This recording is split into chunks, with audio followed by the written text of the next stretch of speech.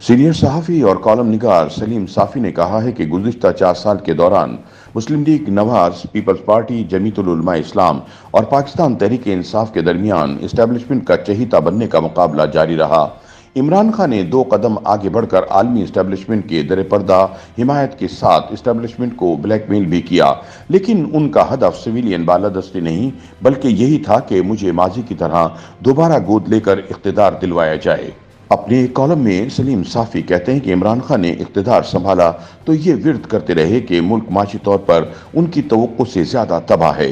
शहबाज शरीफ की क़यादत में जरदारी, मौलाना खालिद मकबूल, अख्तर मैंगल और दीगर ने मिलकर हुकूमत संभाली तो यही दुहाई देते रहे कि मुल्क को पीटीआई ने जिस तरह तबाह कर रखा है वो इनके खदशात से कई गुना ज़्यादा बढ़कर है।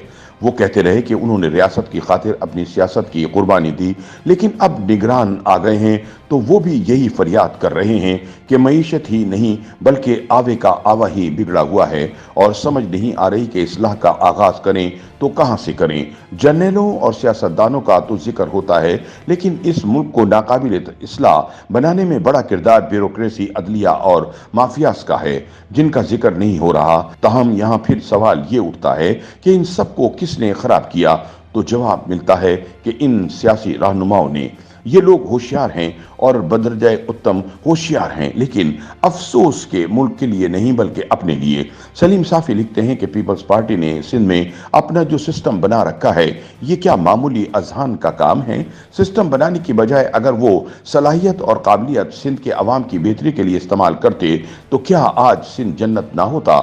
जो बड़े सीधे साधे और पाक बने फिरते थे वो इमरान खान कितने चालाक निकले, कितनी लाभियों से मिले हुए थे, किस एतमाद के साथ झूठ बोलते रहे, किस तरह झूठे बयानिए घड़ते और लोगों के अजहान में बिठाते रहे, किस तरह अपने एक एक मोहसिन को लताड़ा और किस तरह एक एक माफियात को नवाजा। मगरबी ताकतों की इस तरह खिदमत की कि अपने अवाम की नजरों में अपने आप को उनका मुखालिफ बना के रखा। मुस्लिम लीग नून की क़यादत को देख लीजिए, 1.5 साल हुकूमत की, अपने केसेस खत्म कराए, हुकूमत से रुखसत होते हुए भी ब्यूरोक्रेसी को काबू में रखने के लिए निगरान सेटअप और ब्यूरोक्रेसी में अपने बंदे छोड़े कि वो बाद में उनके मफादात का तहफ़्फ़ुज़ करते रहें। मोहतरम मौलाना फजलुर रहमान को देख लीजिए, मरकज़ में अपने लिए इस्तेकाक से ज़्यादा लिया, खैबर पख्तूनख्वा में निगरान के नाम पर 1.25 साल हुकूमत की और हकीकत यह है कि 1.25 साल में 5 साल का काम निकाल डाला। बाहर बड़े इनकलाबी और जमहूरियत पसंद बने फिरते हैं, लेकिन अंदर से गुज़िश्ता 4 साल मुस्लिम लीग नून, पीपल्स पार्टी, जेयूआई और पीटीआई के दरमियान इस्टेब्लिशमेंट का चहीता बनने का मुकाबला जारी रहा। इमरान खान ने 2 कदम आगे बढ़कर आलमी इस्टेब्लिशमेंट की दर पर्दा सपोर्ट के साथ इस्टेब्लिशमेंट को ब्लैकमेल भी किया, लेकिन हदफ सिविलियन बालादस्ती नहीं बल्कि यही था कि मुझे माजी की तरह दोबारा गोद लेकर इख्तियार दिलवा दे। पीपल्स पार्टी, मुस्लिम लीग नून और जेयूआई के दरमियान भी ये मैच जोरों पर रहा कि कौन ज्यादा से ज्यादा इस्टेब्लिशमेंट की खुशनुदी हासिल करता है। सलीम साफ़ी के मुताबिक बज़ाहिर इनकलाबी नजर आने वाले कौम परस्त भी कुछ कम नहीं, लेकिन दर पर्दा उनका किरदार बाप पार्टी जैसा होता है और हर एक अपने अपने चैनल से इस्टेब्लिशमेंट के साथ राब्ते में रहकर चहीता बनने की कोशिश करता है। ताहम अवाम के सामने या मीडिया में ऐसा तासुर देते हैं कि जैसे सिविलियन बालादस्ती के असल चैंपियन वो हैं। इसमें कोई शक नहीं कि अगर जिम्मेदारी का तयन किया जाए तो मुल्क को माशी और माशरती हवालों से तबाह करने में जर्नलों का हिस्सा सियासतदानों से ज्यादा है, जबकि मुल्क को हालिया तबाही से दोचार करने वाली सुनामी का प्रोजेक्ट भी जर्नलों ने शुरू किया था, जिसकी मुल्क के साथ साथ अब खुद इन जर्नलों के वारिस भी भारी कीमत चुका रहे हैं। लेकिन हकीकत यह है कि इस मुल्क के सियासी रहनुमा भी रहनुमा कहलाने के हकदार नहीं रहे।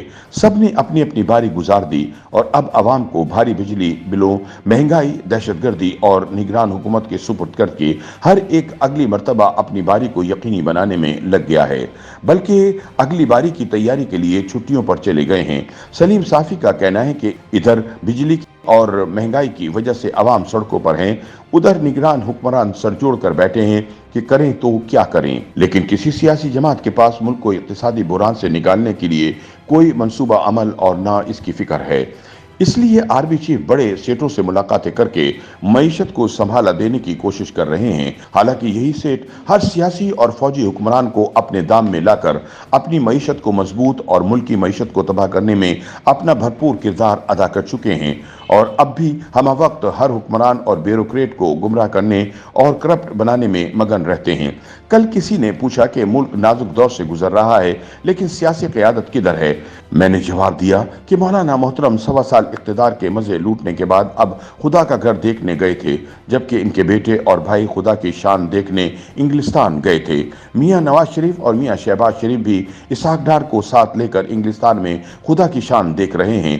जरदारी साहब अल्लाह के घर और अल्लाह की शान के दरमियान दुबई में बैठे हैं और सिंध में कायम अपने सिस्टम को बचाने के लिए सरकर्दा हैं, जबकि इमरान खान अटक जेल में अल्लाह अल्लाह कर रहे हैं।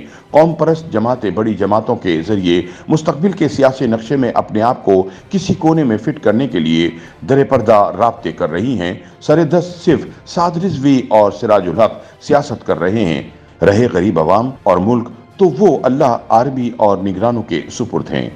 YouTube पर गूगली न्यूज देखने के लिए youtube.com की सर्च बार में गूगली न्यूज टीवी टाइप करें। गूगली न्यूज के पेज पर सुर्ख रंग के सब्सक्रिप्शन वाले बटन पर क्लिक करना ना भूलिए। YouTube पेज पर अपलोड होने वाली वीडियो से बाखबर रहने के लिए बेल आइकन पर क्लिक कीजिए। आपको हर नई वीडियो के बारे में नोटिफिकेशन मौसूल हो जाएगा।